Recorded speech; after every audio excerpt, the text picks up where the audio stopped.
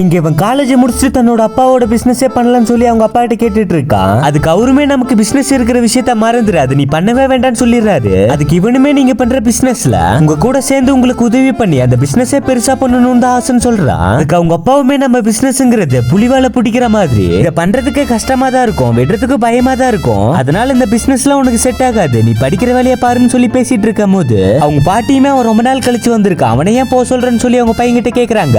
அதுக்கு அவருமே அவன் வீட்டுல இருக்கலாம் பிரச்சனை இல்ல, என் பிசினஸ் பண்றதுக்கு கேக்குறான்னு சொல்லி அவங்க அம்மா கிட்டமே சொல்றாரு. அதுக்கு அவங்க பாட்டியுமே வேண்டான்னு சொல்லி கேக்குறாங்க.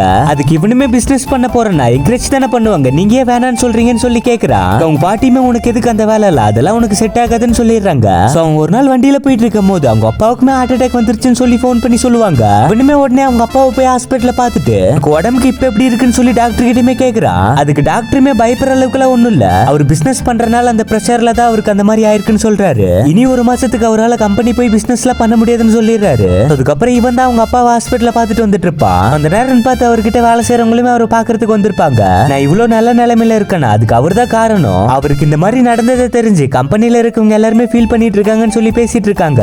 உடனே கம்பெனியை இனிமே நம்ம தான் பாத்துக்கணும்னு நினைச்சுக்கிட்டு அடுத்த நாள் அவங்க அப்பாவோட கம்பெனியை பாத்துக்கிறதுக்காக சட்டெல்லாம் இன் பண்ணிட்டு கோட்டெல்லாம் போட்டுட்டு கம்பெனிக்கு போறதுக்காக கிளம்புறான். பாட்டியுமே இதெல்லாம் பார்த்துட்டு என்னடா கோலன்னு சொல்லி கேக்குறாங்க.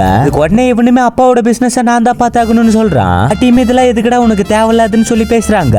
அதுக்கு உடனே இவனுமே அவருக்கு ஹாஸ்பிட்டல்ல ஒரு மாசத்துக்கு வேலையை பார்க்க கூடாதுன்னு சொல்லியிருக்காங்கன்னு சொல்றான். அதனால இனிமே நான் தான் பிசினஸ் பார்க்கணும்னு சொல்லிட்டு கம்பெனிக்கு போறதுக்காக வீட்ல இருந்துமே கிளம்பி போறான். சோ அப்படி கார்ல போயிட்டு இருக்கும் போது பெரிய கம்பெனியை வச்சு பிசினஸ் பண்றவங்களோட வீடியோல பார்த்துட்டு அந்த மாதிரியே நம்மளும் பெரிய பிசினஸ் மேன் ஆகணும்னு நினைச்சிட்டே போயிட்டு இருக்கான். அவன் போற வழியில இருக்க சாமி கிட்ட பிசினஸ்மே நல்லா போகணும்னு சொல்லி வேண்டிட்டு போயிட்டு இருக்கான். அதுக்கப்புறம் டிரைவருமே காரை நிறுத்திட்டு ஸ்ட்ரைட்டா போய் ரைட் சைடு பாத்தீங்கன்னா கம்பெனி இருக்குன்னு சொல்றாரு. நீங்க முன்னாடி நடந்து போங்க, நான் கார் பார்க்கிங் பண்ணிட்டு வந்துடுறேன்னு சொல்றாரு. இந்த மாதிரி இடத்துல எப்படி கம்பெனியை வச்சிருக்காருன்னு சொல்லி யோசிச்சுட்டே போயிட்டு இருக்கான். எது எப்படி இருந்தா என்ன பிசினஸ் நல்லபடியா கொண்டு போகணும்னு சொல்லிட்டு பயங்கர சந்தோஷமா போயிட்டு இருக்கான். ஆனா அங்க போய் பார்க்கும் போது தான் தெரியுது அங்க இருக்க லார்ஜுக்கு ஓனரா இருந்துட்டு வந்திருப்பாரு. அதனால அங்க இருக்க பொண்ணுங்களை அவனுக்கு ஆரத்தி எடுத்துட்டு இருக்கும் போது அவன் அங்க இருக்கிறதெல்லாம் பார்த்துட்டு மயக்கம் போட்டே விழுந்துடுறான்.